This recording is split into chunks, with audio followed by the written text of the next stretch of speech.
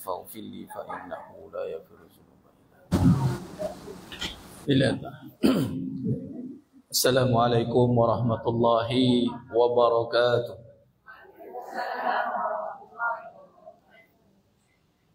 Bismillahirrahmanirrahim.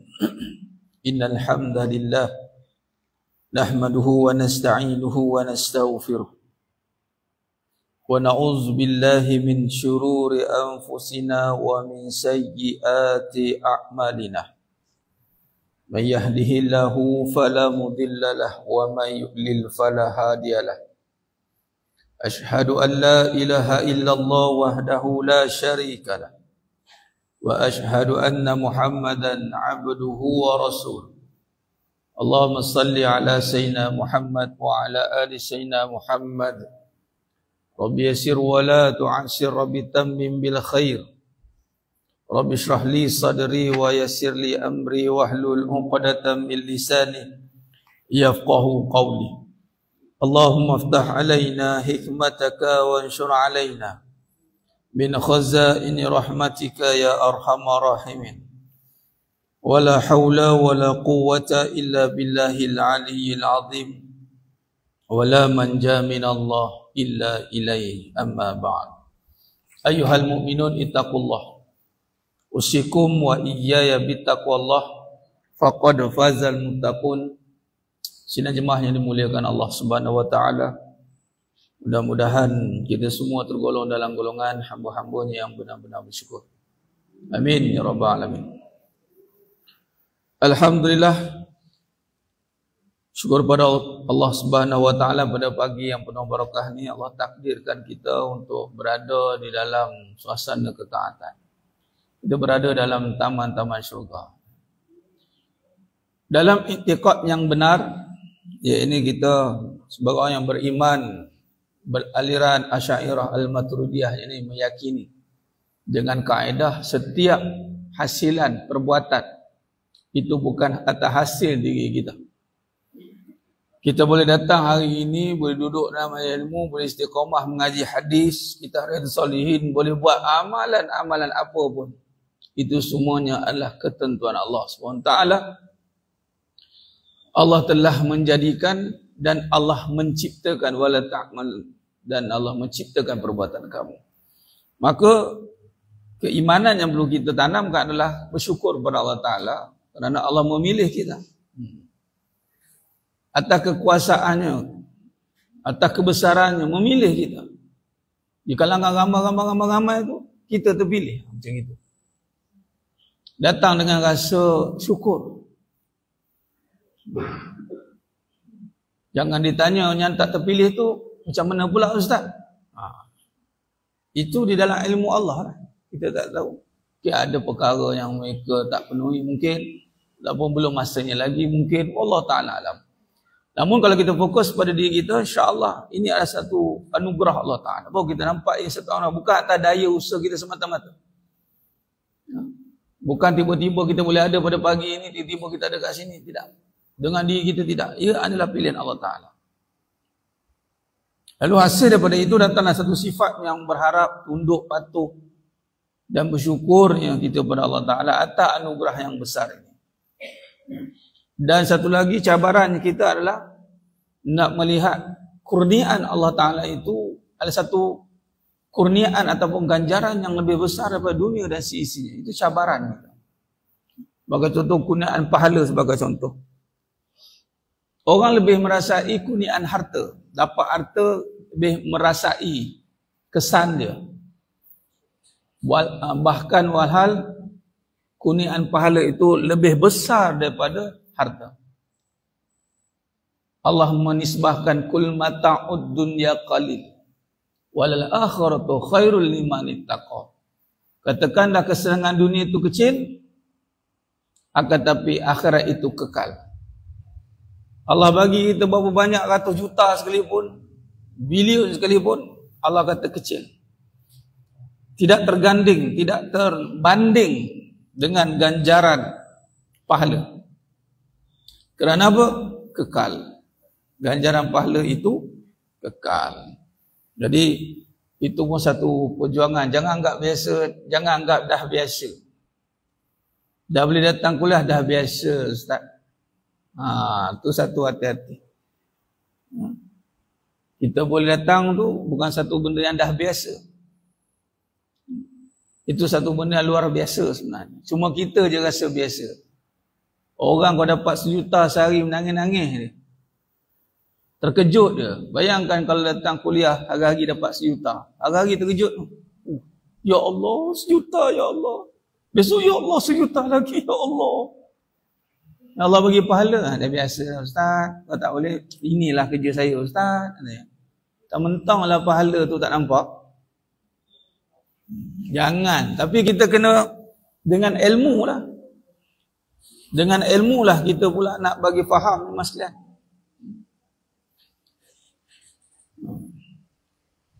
Dengan ilmu maka kita akan dapat kefahaman. Untuk kita memahami bahawasanya setiap amal yang kita lakukan jemaah sekalian, utamanya amalan yang membawa kepada pahala, itu satu ganjaran yang besar. Maka kita datang dengan penuh rasa syukur, rasa datang. Walaupun kita boleh buat hari-hari, boleh buat. Hari-hari. Nampak? Ingat masuk senang je mas sekalian. Nak masuk pun susah tu. Nampak? Bukan senang.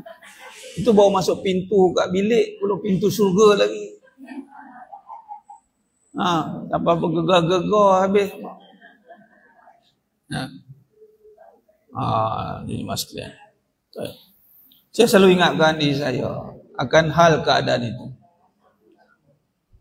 Jangan pernah sesekali melihat amalan ganjaran pahala itu satu benda yang biasa. Jangan sesekali. Itu sebab penting kan. Itulah tu Allah dah takdirkan begitu. Nampak? Pakai merung pula sama dengan tema lain kali aja. Nek bagi tahu juga pakai tema apa. Kok lah. Nampak tak? Alhamdulillah. Baik, meneruskan fasal perbahasan kita dalam fasal memaafkan dan mengabaikan orang bodoh. Dalam kitab tulis orang bodoh. Kalau orang jahil ni tak berapa lekat kan. Orang bodoh, tu melekat sikit. Baik. Diteruskan pada hadis yang kedua, Ustaz 305 tu. Wa anha qalat ma daraba Rasulullah sallallahu alaihi wasallam. Baik. Dari Aisyah radhiyallahu anha pula katanya Rasulullah SAW ma daraba, tidak pernah sama sekali Rasulullah SAW syai'an qattu biyadihi, sama sekali mempergunakan tangannya untuk memukul istri atau wala imra'atan wala khadiman, istri atau pelayan, illa ayyujahida fi sabilillah, kecuali dalam perang fi sabilillah. Dan belum pernah Rasulullah diganggu. Wa ma nila minhu syai'un qattu fayantaqimu min sahibihi illa ay yuntahika syai'un min maharimillahi ta'ala fayantaqimu lillahi ta'ala. Rawahul Muslim. Belum pernah lagi Rasulullah SAW gunakan tangan nak pukul isteri atau pelayan. Nabi tak guna tangan nak pukul ya. Kecuali dalam perang fisabilillah. Dan belum pernah Rasulullah SAW diganggu lalu membalas. Kecuali jika terlanggar hukum Allah, maka ia membalas kerana Allah. Di sini kalau lihat pada tajuk memaafkan. Maka kalau kita lihat Nabi SAW belum pernah lagi membalas orang yang mengganggu Nabi. Belum pernah. Malah Nabi SAW ketika diperlakukan di Makkah Al-Mukarramah 13 tahun jemaah sekalian, orang Arab Quraisy waktu itu memperlakukan Nabi, subhanallah, dengan keadaan yang begitu menyedihkan. Bukan tak kenal Nabi tau. Kalau kita diperlakukan sebab tak kenal tu okey lagi. Ini dah kenal saja. Satu ketika dulu Nabi SAW telah mendapat gelaran Al-Amin. Kemudian boleh bertukar arah mereka itu sehingga memperlakukan Nabi SAW dengan berbagai rupa bentuk. Memulaukan Nabi, mengganggu Nabi ketika Nabi solat di depan Kaabah. Waktu itu belum lagi syiat solat, tapi Nabi dah ada dah khususiat untuk solat. Yang ni para anbiya. Solat ni sebenarnya khusus awalnya para Nabi, Nabi dan Rasul. Kita umat Nabi SAW terpilih, kita dapat khususiat solat. Letak perut unta, tak najis unta, dikata macam-macam. Apa yang Nabi buat? Kalau kita, apa kita buat? Siap engkau. Kau tak kenal aku siapa lagi. Siap engkau kata. Ambil kau. Kalau tak pun dia lantik. Tak apa. Aku doa ke Allah balas kau. Amboi. Tapi Nabi tidak. Malah Nabi SAW ketika Nabi Fathul Makkah, Nabi tak ada bawa istilah balas dendam. Tapi Nabi biarkan? Ya, Nabi biarkan. Tapi biarkan, adakah dibiarkan? Tak. Kerana apa? Kerana kita ada Allah. Orang yang tidak membalas ni, pertama tengok atas Nabi ada tangan, tak pukul isteri. Pukul ni mas sekalian. Isteri tu dah elok, dah pam bagi sebiji. Tak pasal-pasal. Dia seorang lelaki kan. Dia datang, marah dia. Tapi kadang-kadang ada juga jenis sama-sama naik, bertinju berdua. Kau pukul aku sekali, isteri pula 10 kali dia bantai lah. 2 kali 5 lah. Elok-elok, Nabi tak ada apa-apa masalah, suka naik tangan. Kalau dah marah tu kan, bukan tak ada, dia marah ni ada dua cara, sama ada yang mencetuskan kemarahan. Mencetuskan kemarahan, contoh, dia buat satu tindakan, sebab tu polis akan tanya, kalau misalkan berlaku, polis akan tanya sebab. Kalau sebab itu berlaku tanpa ada apa-apa provoke, tanpa ada provokasi, pukul lah, atau buat muka ke, apa-apa, pang bagi contoh. Itu lain. Adalah, tapi walaupun begitu, tidak begitulah perbuatan Nabi SAW. Tapi ini kadang memang kita kadang budak-budak, kalau kita lama anak. Tengok budak tu elok, tapi sebab kita geram. Perangai kita tu, geram-geram, pam pukul. Kita yang geram sendiri. Kita yang marah. Tak dengar cakap budak tu elok je pun. Isteri tu elok je. Elok dia bang, pam baling. Apa? Marah. Pada dia yang tak betul. Ini itu masuk. Tak semua mudah. Kita tak semua sudah untuk guna. Sebab apa? Tangan Nabi ni guna untuk perang. Sebab sahabat dulu, para isteri semua faham dah. Memang tak ada pergaduhan rumah tangga. Takkan ada. Sebab apa? Sebab tahu dah suami mereka ni kat mana lapangannya. Tinggal lagi kita lebih tak ada perang. Dah tak ada berperang, habis syariat perang. Perang tu ada dalam rumah tangga. Tu terbalik lah. Sekarang ni tengok takut. Kadang-kadang bila tak saya baca laporan, lelaki pukul isteri memang tak boleh. Islam larang, Nabi pun tak buat. Tapi kalau lelaki pukul perempuan, ialah kita faham lelaki. Tapi sekarang jangan terkejut, perempuan pukul lelaki. Buka search tengok laporan polis, meningkat. Suami dalam ketakutan sekarang ni. Dah sampai masanya kata. Kalaulah lelaki pun dilarang untuk mengangkat tangan ataupun tidak buat, kalau perempuan buat teruk lagi. Tu masuk dia, faham? Sebab ni bukan fitrah. Ni kena hati-hati. Catat fitrah dengan lumrah. Kadang pun salah faham kita. Fitrah benda suci, bersih. Bersih tidak dikaitkan dengan benda yang buruk. Perangai buruk tidak dikaitkan fitrah. Sebab ada seorang tu kadang-kadang datang pada asatizah juga. Tapi sebab mungkin dia tak perhatikan, tak kaji. Sebab benda ni kena kaji. Kena kaji. Dia kata apa? Biasalah tu kan, tajuk dia poligami. Dia orang panggil Ustazah ni interview, saya baca dah. Dia kata apa? Saya akan nasihatkan orang perempuan, kalau mana yang poligami tu, pertama jangan minta cerai, dah suami kita kata dia. Dia kata begitu kan. Takkan kita pula nak undur diri. Tapi kalau kita biasalah tak berubah perangai tiba jadi beruang kan. Dia kata macam tu kan. Fitrah lah gitu katanya. Itu salah. Fitrah kita bukan jadi beruang. Itu lumrah. Lumrah tu adat. Dalam diri kita ada sifat kebinatangan. Kalau kita tak jaga. Malah binatang lebih teruk lagi. Allah kata, ulaikal an'am balhum adall. Sifat binatang yang ada dalam diri manusia tu, kalau tidak ditundukkan nafsu tu, lebih teruk daripada binatang. So binatang tak ada akal. Contoh perlakuan sonsak, LGBT, transgender. Laki dengan laki, perempuan dengan perempuan. Binatang pun tak macam itu. Binatang tengok, apa kamu laki dengan laki? Aku pun tak bantai jantan dengan jantan nanti. Binatang giling kepala. Kamu ni tak boleh nak mikir ke? Nak tengok, tak nampak ke apa? Satu. Memang tangan tak guna lah. Orang kata apa, sahabat dulu, kenapa dulu kita tak dengar konflik rumah tangga bergaduh? Ada satu pernah dengar riwayat tentang Sayyidina Umar radhiyallahu an yang dibebel oleh isteri ni tu. Pernah dengar? Pernah? Itu palsu. Nah, riwayat itu palsu. Datuk Samsuri diri yang mensyarahkan hadis itu sebenarnya riwayat itu palsu saja. Nak wujudkan satu keadaan orang pandang rendah dengan sahabat. Tak pernah dibebel oleh isteri.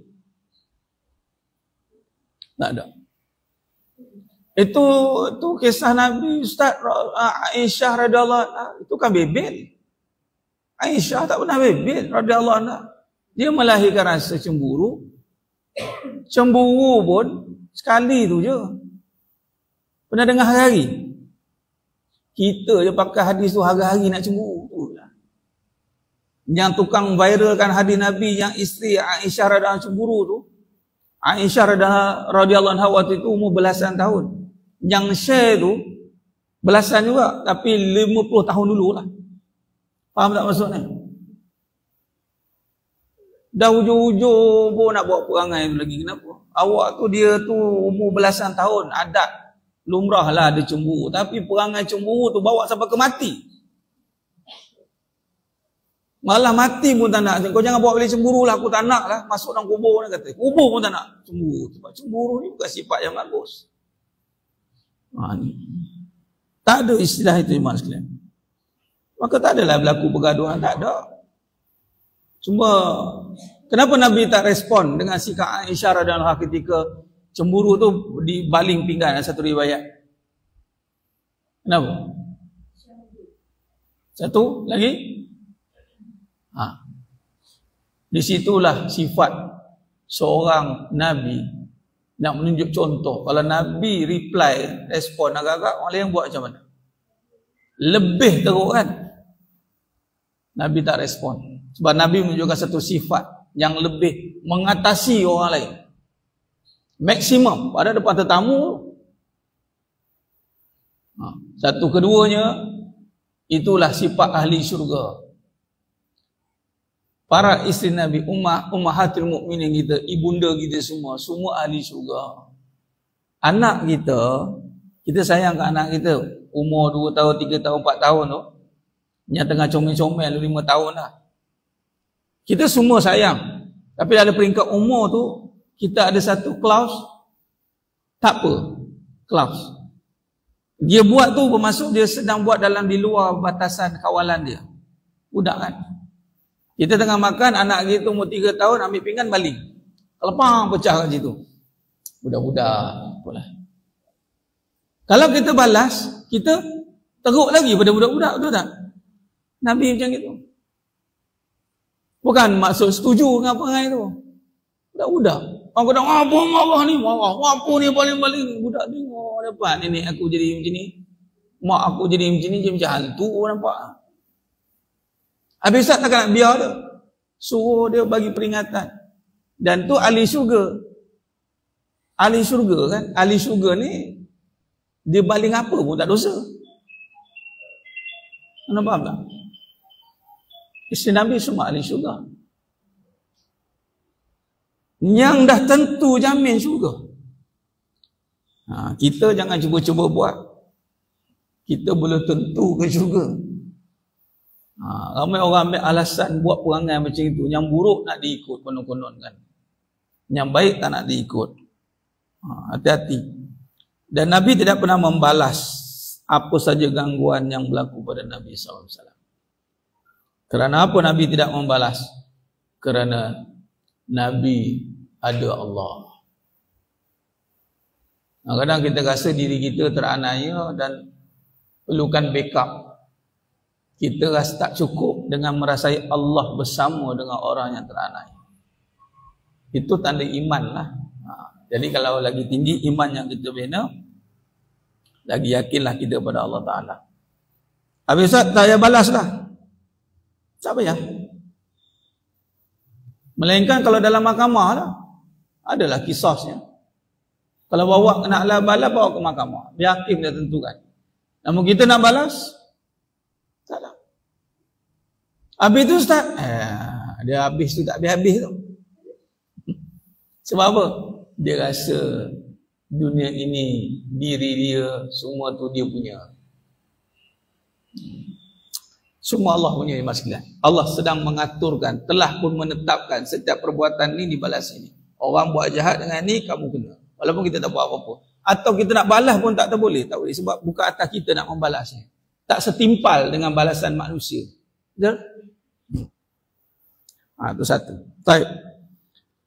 Dalam hadis yang seterusnya pada Anas radhiyallahu anhu, an Anas radhiyallahu an qala kuntu amshi ma'a Rasulillah sallallahu alaihi wasallam. Tatkala saya berjalan bersama Nabi SAW sedang memakai selendang Najran yang tebal, wa alaihi burdan najraniyun wa laizul hasyah fa'adrakahu a'rabiyun fajabazahu biridaihi jabzatan syadidatan fanazartu ila safhati atiqin Nabi sallallahu alaihi wasallam. Daripada Anas radhiyallahu anhu kata, tatkala saya berjalan bersama Nabi SAW sedang memakai selendang Najran yang tebal, tiba-tiba bertemu seorang badui lalu menarik serban itu sekeras-kerasnya hingga berbekas pada leher Nabi SAW sambil berkata, "Hai Muhammad,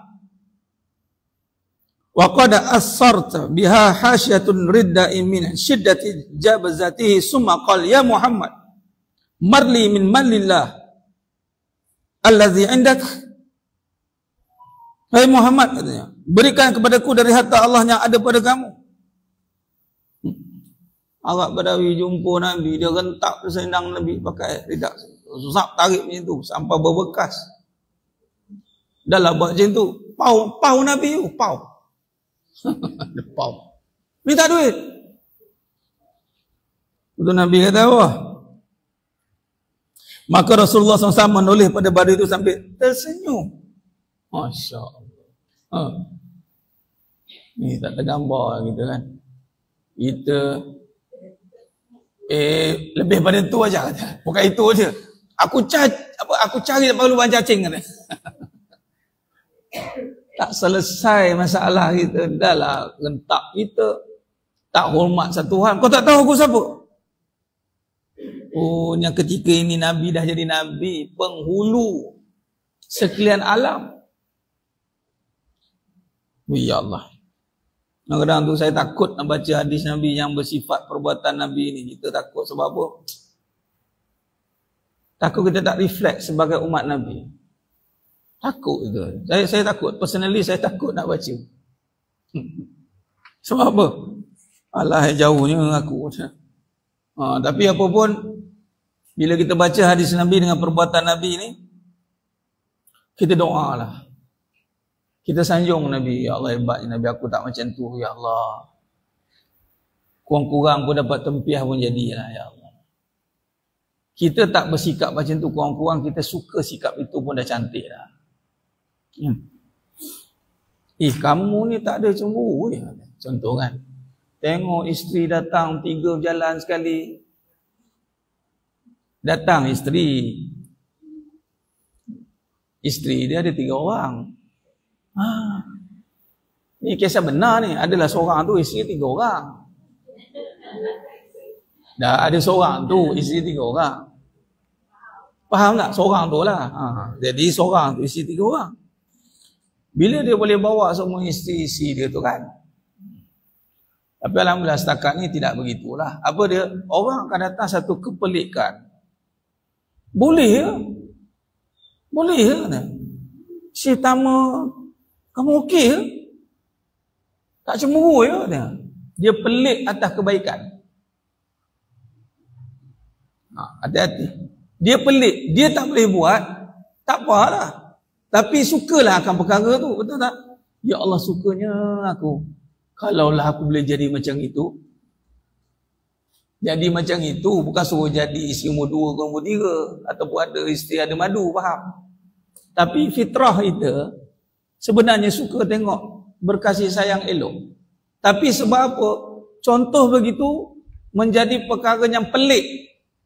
Berbaik ni, takkanlah boleh baik. Tak percayalah. Mesti bergaduh punya lah. Mesti. Kadang-kadang orang yang poligami pun cakap macam itu. Orang tu alhamdulillah, orang tu cakap apa? Alhamdulillah, setakat ni memang tak ada dan yang menjadi contoh yang baik dekat orang keliling. Dan orang keliling bukan okey. Okey. Tak ada masalah, tak ada kekok, tak ada buat orang pelik, tak ada buat orang menjauh. Bukan kita nak kempen pun.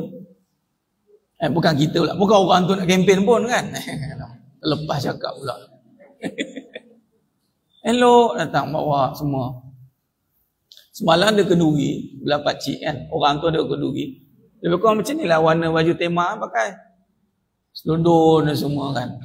Dalam keturunan tu daripada Unyang sampai ke Cicit tak ada lagi yang mewarisi legasi Unyang tu. Unyang orang tu kan. Orang tu Unyang dia isteri 5 orang. Meninggal seorang.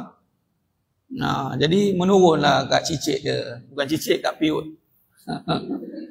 Tapi bila kita datang tu kan, kita je lah payah orang tu kan. Dia jadi tak jadi kekok. Dia tak jadi pelik. Kita tak nak buat benda tu pelik.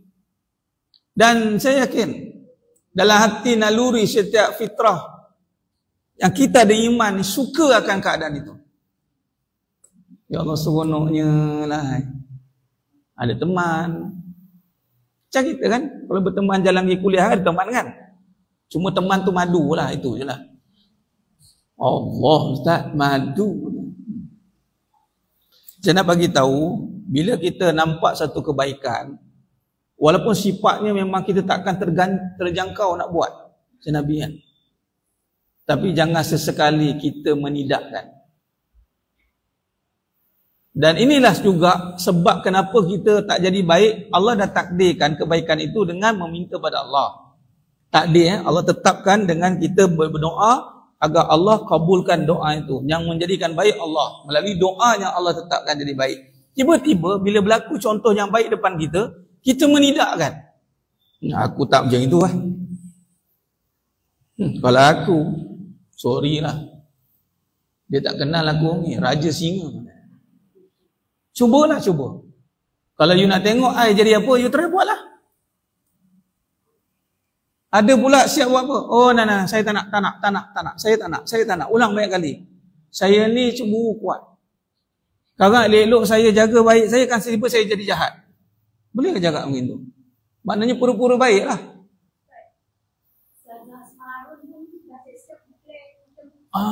Ada sebut nama, saya tak sebut nama. Tapi sebab memang dah viral kan, tak ada masalah.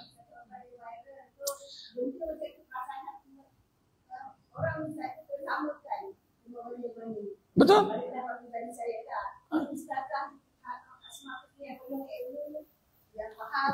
Dan dia tak boleh samakan dengan orang lain jugalah. So dia diamlah. Bila tak semua sama, siapa tentukan? Ke Allah lah. Janganlah kita tentukan aku tak sama. Siapa tentukan? Tak, maksud saya kenapa kita kata aku tak sama? Maksudnya kita bayar kat diri kita lah, faham? Kita kata Allah tentukan, lain sekali aku yang tak nak, betul tak? Patutnya doa lah baik-baik, tak payahlah cakap apa-apa.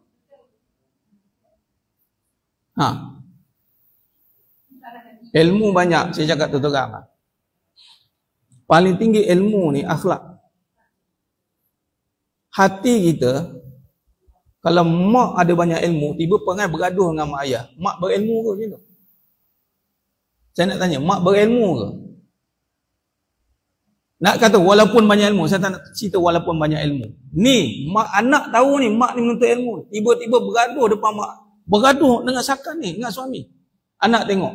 Adakah anak tu akan iktiraf mak ni berilmu? Kenapa kita nak kata walaupun berilmu? Maknanya tak ada ilmu lah. Hati-hati. Sebab tu kemuncak ilmu menundukkan nafsu. Jangan pertahankan nafsu. Kalau nak, ya, kemuncak ilmu menundukkan nafsu. Nafsu apa? Nafsu keakuan. Kita tak boleh buat, kita diam. Aku tak ada. Guru saya, Datuk Salidul Ma'aqari, beliau mukri, hafizul Quran, 14 riwayat, 7 qiraat yang mengajar saya. Bila dia tahu tentang kelebihan anak murid dia mengaku dengan hati yang lapang, anak tak macam ni Syekh. Anta boleh. Barakallahu fiik. Tengok orang yang hati lapang. Ya Allah tu tak macam tu, tak, anak tak boleh. Tapi anak suka. Dia seronok. Bukan kata anta ni kan, anta fikir tak dosa pahala.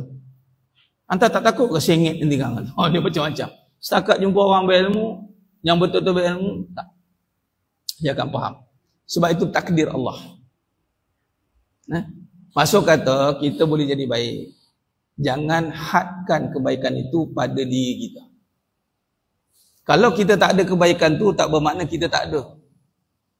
Maka jangan menafikan kebaikan itu tak ada pada kita. Jangan menafikan. Walaupun kita melalui fasa yang mungkin kita tahu aku akan buat jahat. Kalau aku mesti aku buat jahat. Kita tahu dah Allah bagi ilham itu jahat. Kenapa kita biarkan jahat itu? Sedangkan kita boleh doa, ya Allah, begitulah keadaan diri aku yang penuh dengan sikap itu. Kau jadikanlah baik, ya Allah. Jadi baiklah. Atau begini, tadi kahwin kan? Tolak isu kahwin. Saya mengajar.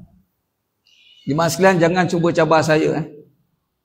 Saya ni tak suka orang cabar saya. Saya takut perangai jahat saya keluar. Agak-agak nak mengaji dengan saya.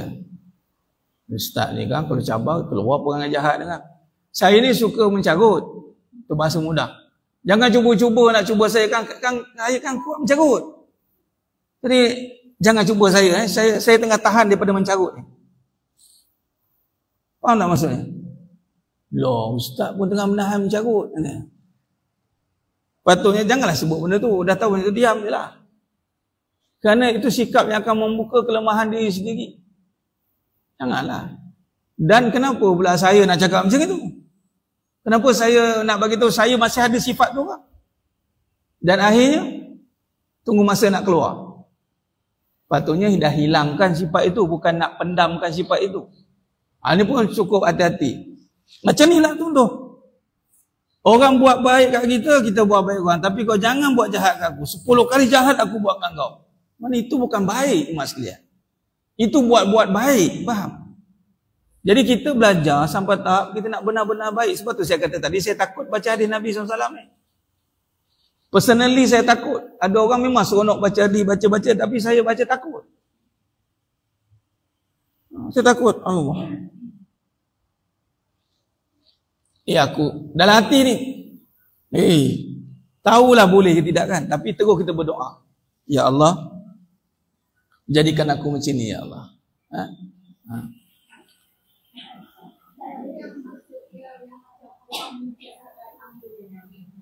Nah, itu ada dalam pengajian tauhid. Sangkaan apa yang Allah ikut?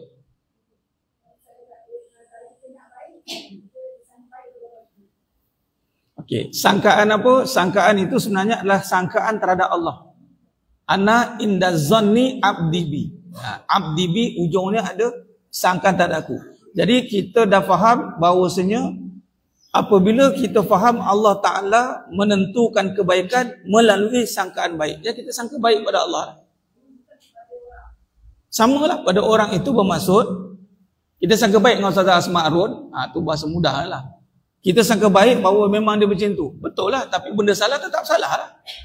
Benda tu salah. Kita bukan sangka baik masuk kata kita mengiyakan kesalahan itu. Tak boleh. Sangka baik kena sangka baik. Sebab apa? Allah boleh ubah dia. Itu sangka baik. 6. Allah boleh ubah dia, tapi perbuatan itu, percakapan itu salah. Sangka baik ni macam tengok orang buat jahat lagi. Kita sangka baik kepada Allah bahawa Allah boleh ubah dia. Itu maksud sangka baik. Bukan kata teruk ni, tak boleh berubah dia ni. Macam saya masukkan tadi, perkataan, sikap itu. Bila kita nampak orang buat baik, jangan menidakkan kebaikan itu pada kita. Itu maksudnya. Jangan. Sebab kebaikan ni milik Allah. Allah nak bagi kita jadi baik. Kita pula halang. Saya tak macam itu. Sama macam Nabi. Bila tengok, terus kita kata, itu Nabi, aku bukan macam itu. Rugilah. Cuma saya takut ni bila saya cakap, saya takut bila saya baca hadis Nabi ni sebab keagungan tu, sifat itu, kita umat Nabi SAW, takut kita bawa nama buruk Nabi. Kadang kita tak ingat. Kita ingat nama kita je. Udah apa aku? Lantaklah. Kadang-kadang saya cakap dalam konteks rumah tangga. Kadang-kadang mereka bergaduh. Kalau nama kita je buruk, tak ada masalah. Gaduhlah kau, lantaklah kau bergaduh kat situ. Tapi masalahnya, nama siapa buruk? Macam ni ke orang Islam? Nama Islam. Memanglah kita nampak, alah tak apalah, memanglah, tapi nama Islam. Orang yang bukan Islam, orang kafir, dia pula nasihatkan kita, sabarlah, sabar mah. I faham perasaan you mah. Kita sama, kita sama. Apa kita sama? Memang macam tu. Itu maksud saya. Jadi kadang-kadang kita nak gaduh, kita fikir, yang buruk kalau setakat buruk nama aku je, lantaklah aku bergaduh. Kadang nama Allah yang buruk. Nama Nabi yang buruk. Ada satu kenyataan saya tulis apa tau? Nabi dan para sahabat dah berpapullah membawa keharuman nama Islam. Tiba zaman kita memburukkan nama Islam, nama Nabi, nama Allah. Dengan apa? Dengan perangai buruk kita. Tak pasal-pasal terpalik dekat orang baik. Macam contoh mak ayah pernah belajar mengaji. Tiba-tiba anak menconteng arang di muka mak ayah dengan perangai buruk kamu. Sebab tu orang kata, aku tak mengaku kau sebagai anak. Contoh. Kau nak buat buruk, kau punya pasal. Kan? Anak conteng buat arang. Mak baik-baik elok. Sebab tu Allah adil. Kebaikan masing-masing. Di sisi manusia memang manusia akan cuba mengaitkan. Tapi di sisi Allah tiada. Kalau kita dah buat baik, kebaikan tu balik pada kita. Dah buat yang terbaik, khalas, titik. Sebab tu bila cerita Nabi, maka di sini kita berazam. Tengok Nabi sambil tersenyum. Kena rentap Nabi senyum. Kemudian Nabi menyuruh pesuruhnya untuk memberikan. Kita boleh ketawa balik. Dah lah kena rentap. Lepas tu bagi. Ya Allah.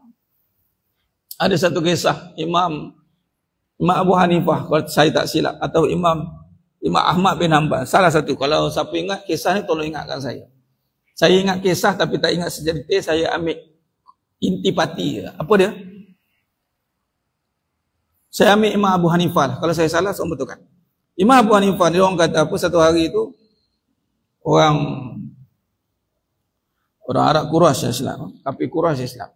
Saya ceritalah, dia nak uji. Imam Abu Hanifah ni kata, kalau engkau boleh buat dia marah, aku bagi engkau sekian-sekian dirham. Ayat macam itu. Maka kawan ni purposely pergi nak buat dia marah. Maki cukup-cukup. Imam Abu Hanifah pun dengar. Dah habis dah. Ada. Terkejut kawan tu. Dia tak marah. Apa yang kamu kata tu betul pada diri aku. Allah, diam kawan tu. Yang kamu hina tu betul lah, aku memang hina. Dan diam kawan tu. Lepas tu Imam Abu Hanifah kata apa? Kenapa kamu buat macam ni? Sebenarnya kami tengah bet. Tengah bet. Kalau berjaya buat Imam Abu Hanifah marah, maka aku akan dapat sekian bayaran. Lah, kenapa tak cakap awal nak bayaran tu? Ambil duit bagi. Maki dah buat, dapat pula duit. Masuk Islam kawan tu. Ni hadis ni ada nampak. Arab Badawi ni. Dia rentap ridak Nabi, berbekas leher Nabi, kemudian Nabi boleh senyum, dan Nabi suruh pula pembantu bagi apa yang dia nak. Ya Allah. Kita kak, ya Allah.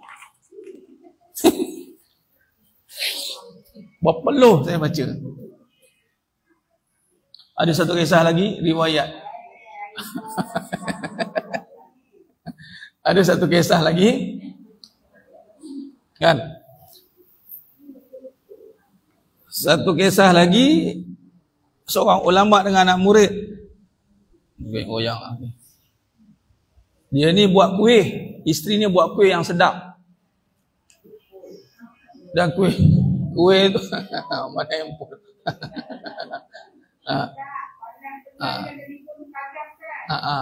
Senang je lah.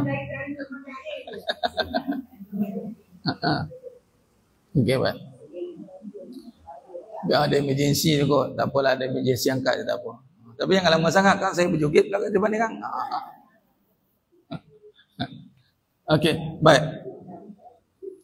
Apa nama anak murid tu, makanlah, bawalah hidangan yang dibuat oleh isteri tonggu ni, kuih yang sangat sedap, yang susah untuk dibuat. Datang orang gila. Orang gila datang nak minta makan. Maka si ulama ni, syekh ni, bagilah makanan yang dibuat oleh orang rumah dia tu kepada orang gila tu. Lepas makan dia campak macam itu. Maka anak murid ni marahlah. Dasar tak reti hargai, kata. Dia tahu tak kuih tu mahal, kata. Syekh tu kata, tak payah marah dia. Aku tak pentingkan dia tahu apa yang aku bagi. Yang aku pentingkan Allah tahu apa yang aku bagi. Tu dia. Oh, kita tak heran lah kalau orang tu tak reti menghargai pun. Yang penting Allah hargai apa yang kita buat. Oh, ini sifat-sifat macam ni. Dan kalau ada kat kita, ini syurga. Apa nama? Syurga dunia Allah buat. Al-jannatu ajilah. Kan kalau kita kan kita buat penat-penat kan. Orang tak appreciate. Kau tak tahu ke aku buat ni? Syekh ni kata, aku tak penting dia tahu. Tu orang gila. Allah tahu yang aku bagi tu yang terbaik. Kadang-kadang kita buat yang terbaik, kita buat betul-betul, tiba orang tak appreciate lah. Orang tak tahu kita bersilat kat dapur tu macam mana kan. Buat beria-ria, tapi orang tak boleh hargai. Sebab tu penghargaan tu bukan pada makhluk. Sebab dia tak boleh nampak semua proses kita. Yang boleh nampak proses kita detail Allah. Dan yang menariknya pula, memang Allah yang tukang bayar. Lega lagi lah. Tapi nak dapatkan kelegaan itu bukan satu benda yang mudah lah. Lega. Kita contoh buat kerja penat-penat, puluh gila penat-penat, kan terdetik rasa hati ni. Orang tak tahu aku sibuk. Nampak? Dia nak orang tahu. Padahal Allah tahu kita sibuk. Ngejar nak ngemah itu, ngemah ini. Kadang-kadang mana ada suami kan. Ngemah, suami pergi kerja. Balik petang tu kan. Orang mesti menyandar lah kat kursi. Suami pun balik. Duduk je. Duduk je. Menyerap, merah dengan kawan tu kan. Dia tak tahu aku bersilat daripada pagi sampai ke petang nak duduk sekejap. Time duduk tu, dia balik. Rehat nampak? Senang nampak? Katanya. Ini soalan cik gaduh dia panggil. Tapi itulah, perbuatan kita ni memang orang tak boleh nak follow kita tengok. Dan disitulah keimanan mengatakan Allah Maha Melihat. Kita yakin, seronoklah kita bertuhankan Allah Maha Melihat. Dan sebab tu faman ya'mal misqala dzarratin khairan yarah wa may ya'mal misqala dzarratin syarran yarah. Sedetail-detail kebaikan sebesar zarah pun Allah kira, dan sebesar zarah kejahatan pun Allah kira. Di saat dibaca ayat ini, sahabat pingsan. Takutnya baik pun detail, jahat pun detail. Ada gitu mas kita. Baik.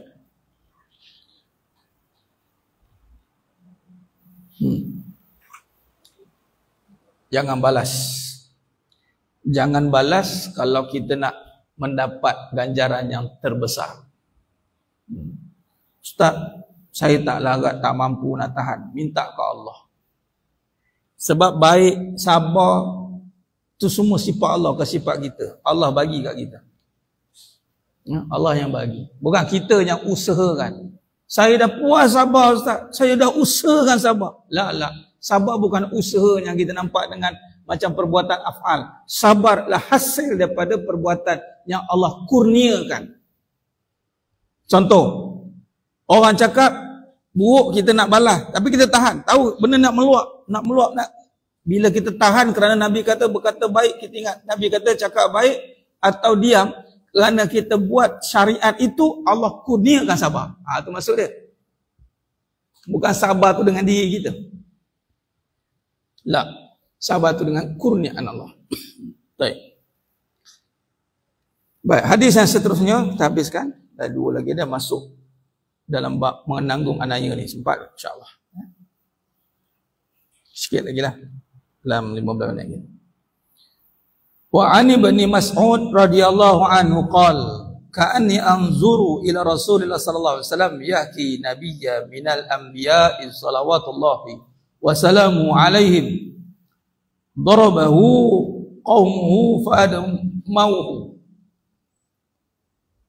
Dari Ibnu Mas'ud radhiyallahu anhu kata, seolah-olah saya sekarang masih melihat Rasulullah SAW ketika menceritakan peristiwa seorang Nabi yang dianiaya. Nampak? Ini pun satu.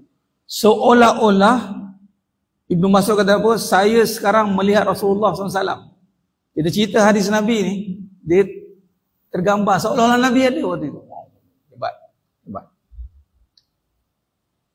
Ketika menceritakan peristiwa seorang Nabi yang dianiaya oleh kaum hingga berlumuran darah. Ini kisah apa ni?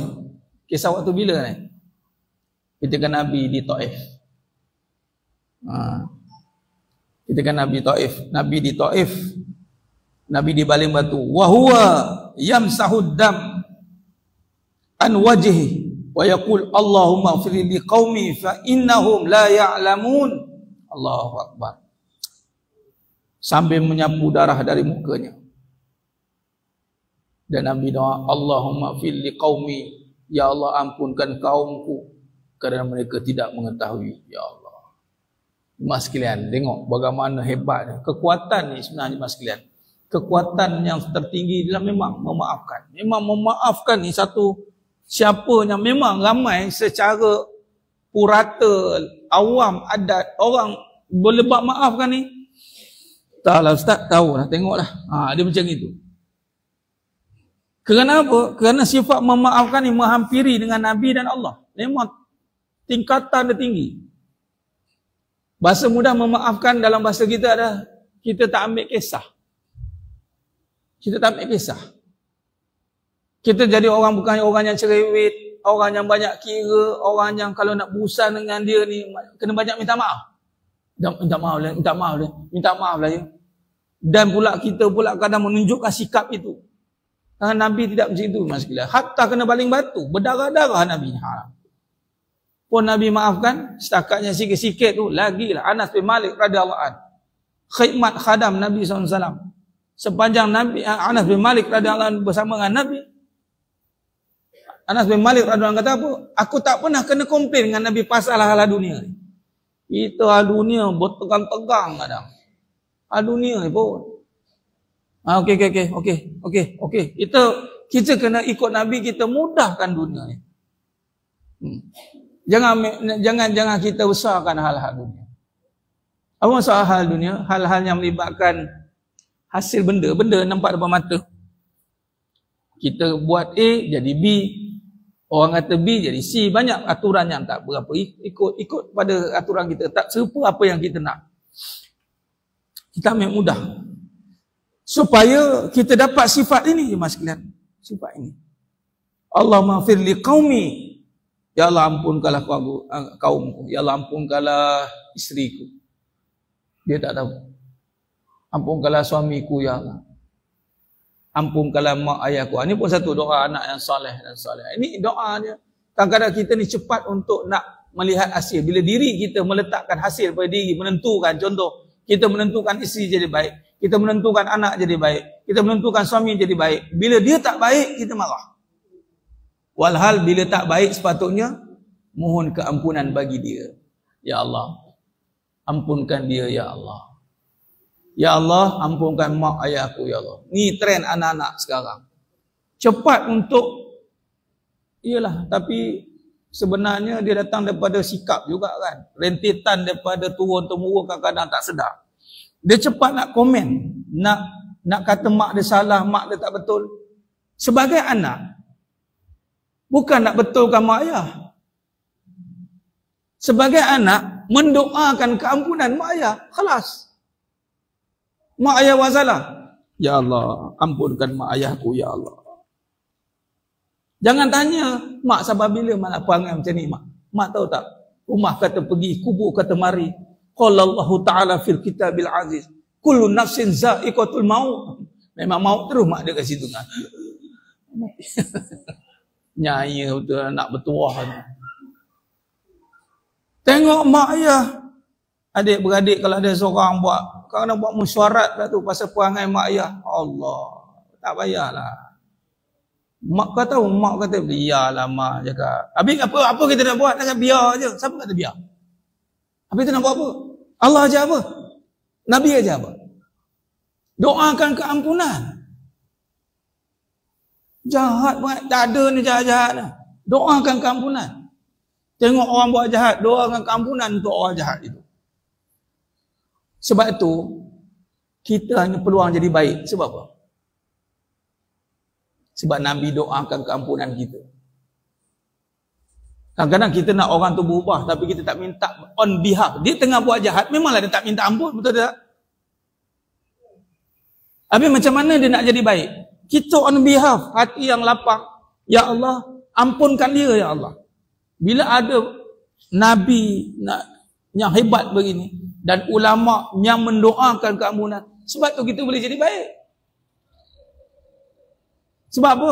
Ada orang alim, orang yang berhati bersih, suci ni, dia tengok kita tu dengan keampunan Allah. Orang yang hati busuk, hati hitam, hati yang tak ada nur Allah, dia tengok orang tu,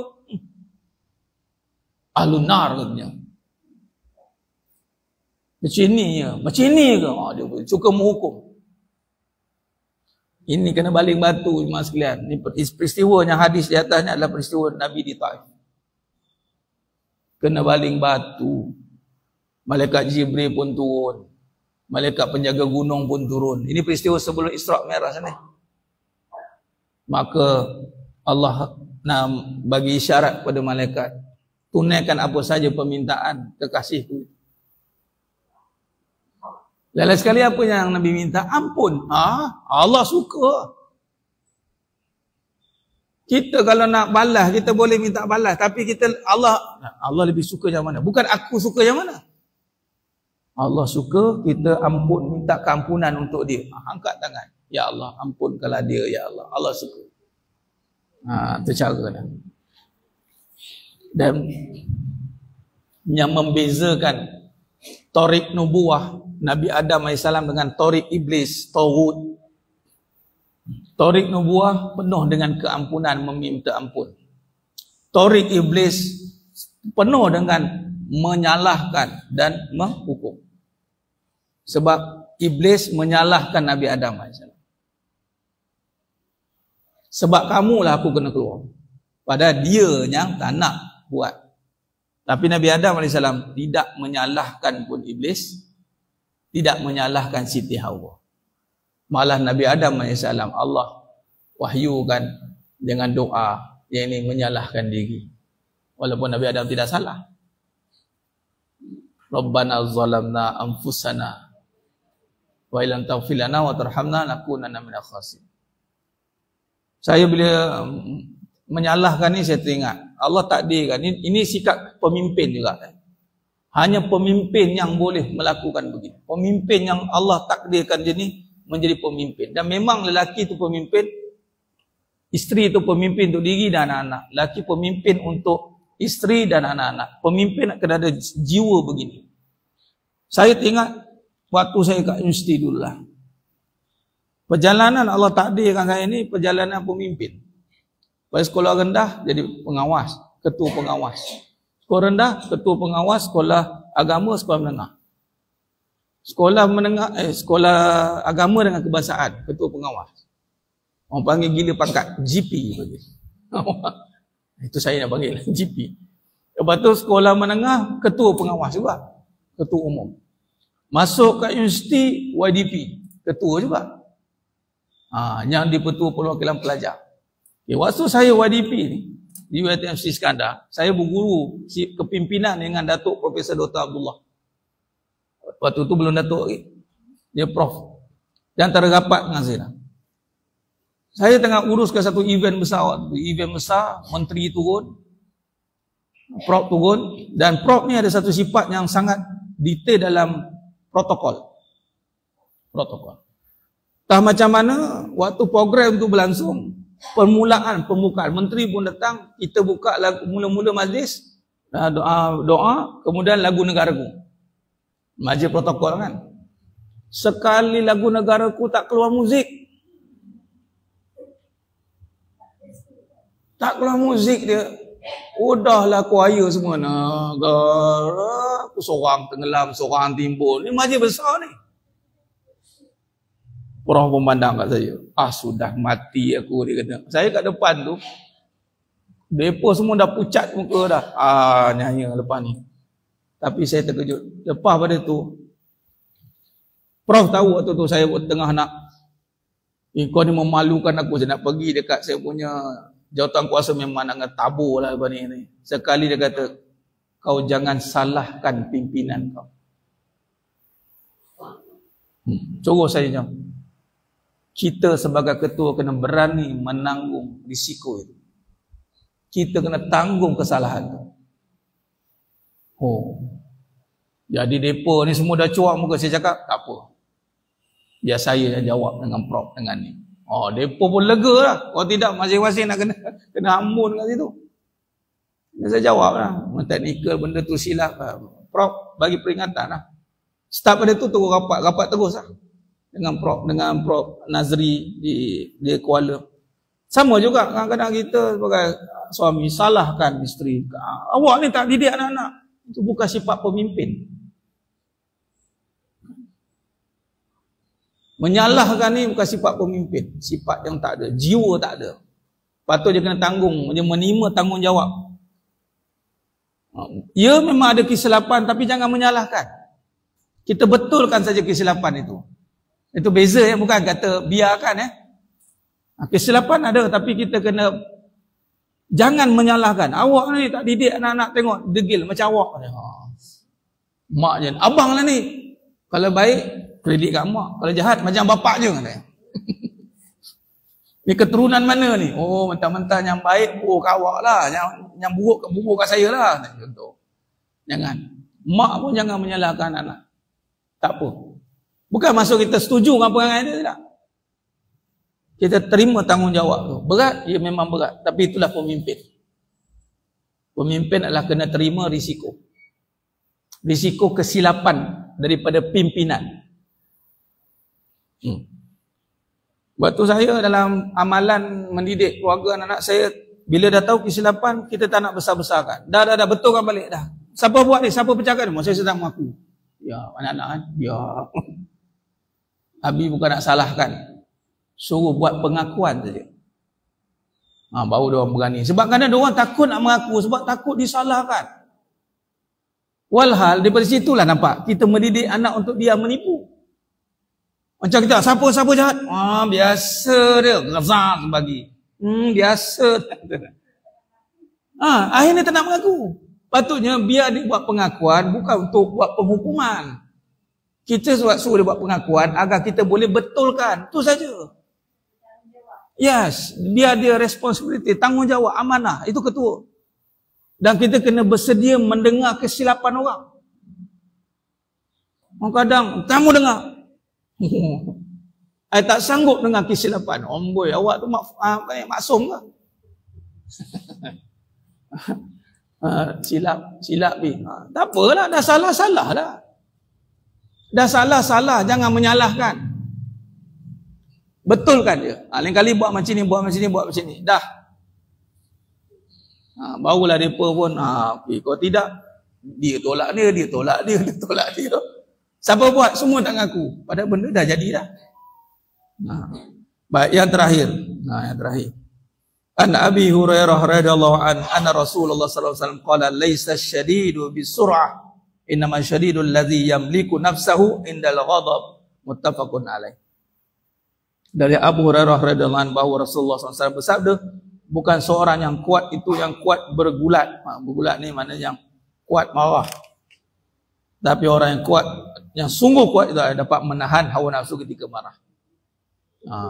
Makna kata kita jangan cepat menghukum. Masuk marah ni bukan tak boleh marah. Saya dengan anak kau tanya anak, memang saya ni marah. Tapi anak-anak tahu marah kita kat mana. Bukan marah-marah, dia macam ni. Jangan marah-marah. Marah tak apa, jangan marah-marah. Marah-marah ni semua benda nak ni marah. Itu namanya angin monsun, timur laut datang. Semua benda tak kena. Itu tak kena, ni tak kena. Apa ni habis marah-marah ni? Jangan. Kita hanya marah, itu pun marah kena bagi tahu. Abi marah dekat nafsu amarah. Bukan marah kat kamu. Abi marah syaitan katanya. Budak-budak yang tak ada dosa, belum balik, dia tak ada dosa, tak bermaksud kita biarkan dia. Apa yang kita kena didik pada mereka adalah nafsu mereka kena marah. Kalau tak dimarah nafsu mereka, dah besar parah. Parah. Bukan kita marah dia, biar dia tahu. Akhirnya, macam anak Zainal Suluk tu Raudah. Abu Aulia saya guna tu, anaknya Suluk Raudatul Aulia. Kalau dia nak marah tu, marah apa Raudah? Tengah marah nafsu, marah syaitan. Biar dia tahu, dia pun nak tahu nak marah siapa. Kita marah nafsu, marah syaitan. Nafsu yang kena marah. Ni nak masuk Ramadan. Ramadan kan panas tak? Sekarang dah cuaca dah panas kan? Hangat. Pukul 8 dia dah naik, terpacak dah matahari. Ramadan membakar. Sifat dia panas. Nafsu tunduk. Maka nafsu ni tunduk bila panas. Bila marah. Tegas dia panggil. Dia tak boleh berlembut. Nafsu tak boleh berlembut. Kalau berlembut dia tak jadi apa. Bukan berkeras, kena faham, tetapi bertegas. Tegas bermaksud macam tadi, bagi arahan. Jangan ubah-ubah. Jangan kita menyeleweng balik, kita bagi arahan, kita pun lemah dengan arahan tu balik. Tak apalah, tidak. Jadi maksud kata orang yang kuat lah orang yang menahan nafsu marah. Wallahu alam. Kita ambil kat tajuk ni lah, tak sempat masuk tajuk baru. Fasal menanggung anaya dan penderitaan. Ini teranaya lah.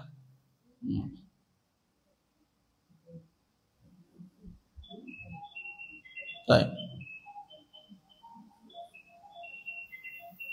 Ini macam tadi sikit lah. Surah Ali Imran 134, surah Asy-Syura ayat 43 ni. Ini apa yang kita bincang tadi. Allah suka kepada orang yang banyak memaafkan. Dan orang yang boleh berhati sabar memaafkan ni adalah orang yang hati kuat. Kerana nak bawa sifat Allah. Sifat kebesaran Allah Ta'ala. Bukan semudah itu nak bawa. Tapi kalau boleh bawa, mana hati dia kuat. Wallahu alam. Itu saja perbahasan kita pada pagi yang penuh barakah ni. Mudah-mudahan Allah rahmati kita. Mohon ampun maaf atas segala kekurangan. Tengah kata itu kurang bisa dan penyampaian.